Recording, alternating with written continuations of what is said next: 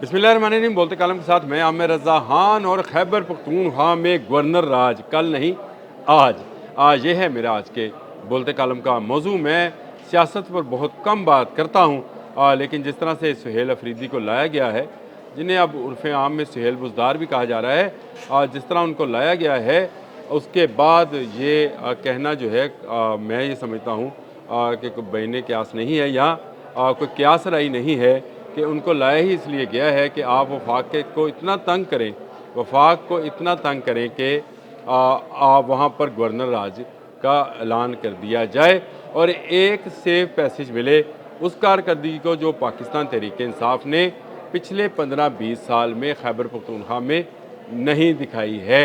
इस पर पर्दा डालने के लिए ज़रूरी ये है कि वहाँ पर गवर्नर राज का नफाज कर दिया जाए। आपको याद होगा अली मीन गंडापुर जो हैं, वो भी शुरू के दिनों में इसी तरह से बड़के मारते थे और कहते थे लगाओ गवर्नर राज, क्योंकि इनको हुक्म ये था कि आप जल्द से जल्द गवर्नर राज लगाएं ताकि हम मज़लूमियत का एक कार्ड खेला जाए कि देखें जी खैबर पख्तूनख्वा में हुकूमत को चलने नहीं दिया गया है। सुहेल अफरीदी को लाने का मकसद यही था, क्योंकि अली मीन गंडापुर जो हैं वो वफाक की ज़रूरियात को समझ चुके थे। वफाक से मुराद वफाकी हुकूमत नहीं है, वफाक से मुराद हमारा पाकिस्तान है। अब अली मीन गंडापुर जो हैं वो समझ रहे थे कि कहाँ से शरारत की जा रही है और क्यों शरारत की जा रही है, ताकि पाकिस्तान में बदअमनी हो, पाकिस्तान से कभी दहशतगर्दी का खात्मा ना हो और पाकिस्तान में उन अहदाफ को निशाना बनाया जाए जो कि हमारी ये समझे कि दिफाई लाइन है।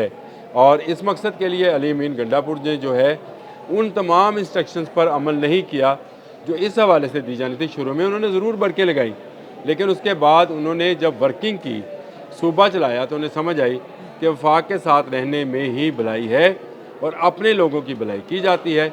इसलिए अली मीन गंडापुर को तब्दील करना ज़रूरी हो गया और ये अडयाला जेल से एक ऑर्डर के तहत तब्दील किया गया और उनको कहा गया कि आप साइड लाइन पर हों। उसकी जगह पर सुहेल अफरीदी अल-मरूफ बुज़दार को जो है लगा दिया गया और हुक्म के ग़ुलाम की तरह उन्होंने बैन वैसे ही रिएक्ट करना शुरू कर दिया जैसे अली मीन गंडापुर शुरू के दिनों में किया करते थे। उन्होंने वफाक की तरफ से बुलाई जाने वाली मीटिंग में शिरकत नहीं की।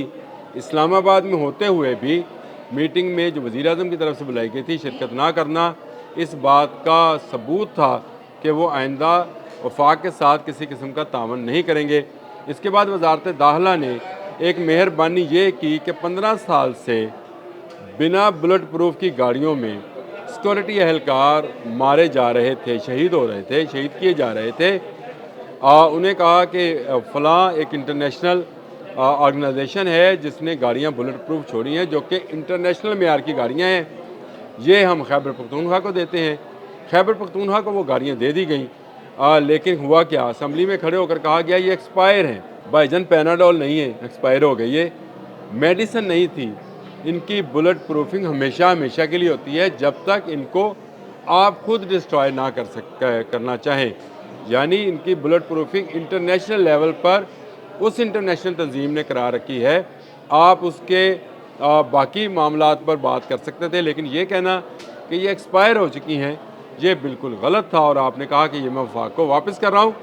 आप वफाक को ज़रूर वापस करें, लेकिन आपने कभी पंजाब के मुँह से सुना है कि हमें बुलेट प्रूफ गाड़ियाँ दी जाएँ दहशतगर्दी के ख़ात्मे के लिए? आपके सूबे के लोग सबसे ज़्यादा इफ़ेक्टिव हैं।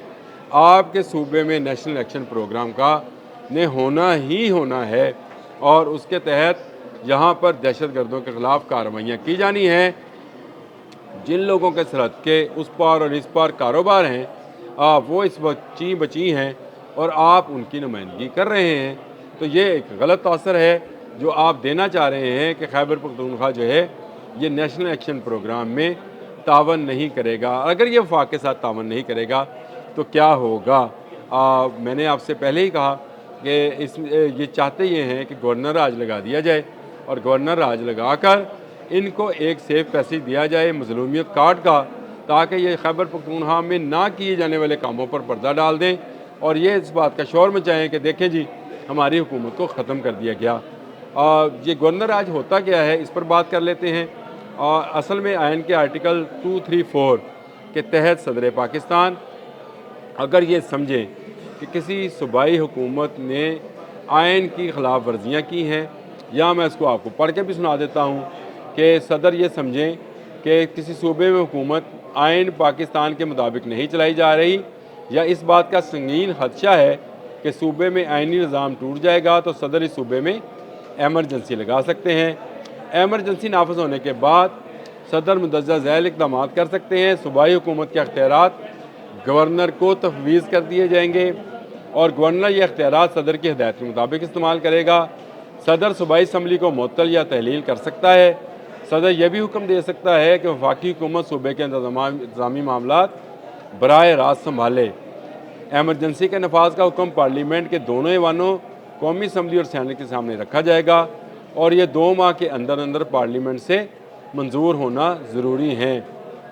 अगर पार्लियामेंट मंजूरी दे तो ये एमरजेंसी मज़ीद 2 माह के लिए बढ़ाई जा सकती है, लेकिन इसकी मजमूई मुद्दत जो है 6 माह से ज़्यादा नहीं होनी चाहिए। अला ये कि गैर मामूली हालात में पार्लियामेंट मज़ीद मुद्दत की मंजूरी ना दे, तो गैर मामूली हालात तो हैं।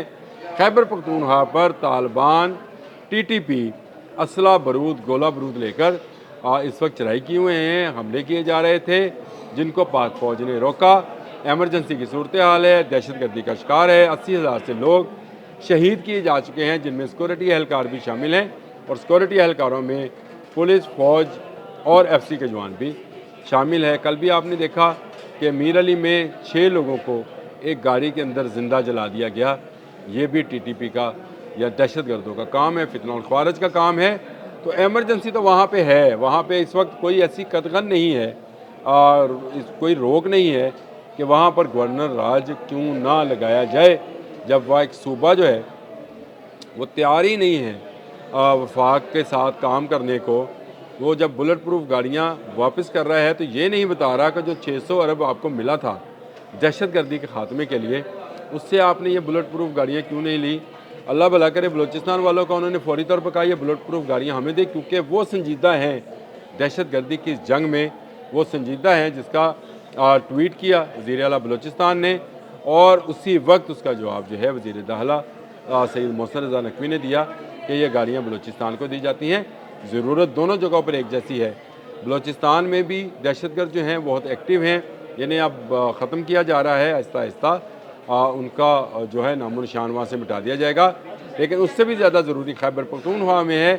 खैबर पख्तूनख्वा के अवाम जो हैं उन्हें पूछना चाहिए अपनी हुकूमत से कि आप पिछले 15-20 साल से इस सूबे पर हुकूमत कर रहे हैं, तो क्या आपके पास बुलेट प्रूफ गाड़ियाँ भी नहीं हैं?